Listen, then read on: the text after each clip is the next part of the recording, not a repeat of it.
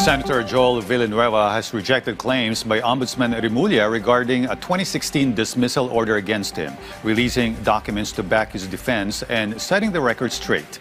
Here's Daniel Manalastas with a full report as the plot thickens.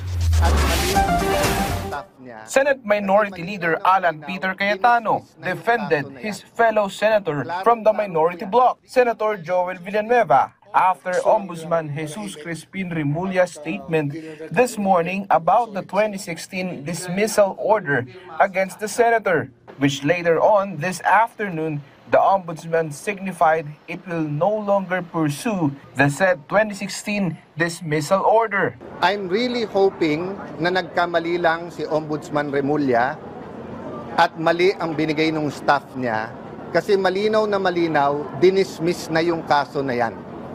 Klarong-klaro po yan. Wala siyang isusulat sa Senate President sapagkat na-dismiss na yung kaso na yan.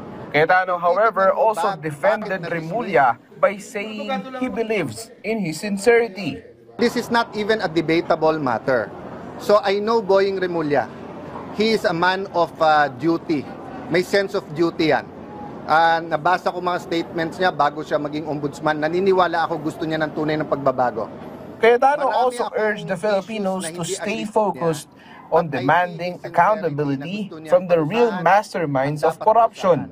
Earlier, Villanueva defended himself by responding to Remulla through revealing several documents, like this document wherein it was stated that the complaint filed against the senator was dismissed dated July 2019. In a separate clearance document dated September 2025, it was stated that Villanueva has no pending criminal and admin cases with the Office of the Ombudsman. Even Sandigan Bayan certified that Villanueva is not an accused or a defendant in any case filed in the anti-graft court. Daniel Manalastas from the National TV Network for a new and better Philippines.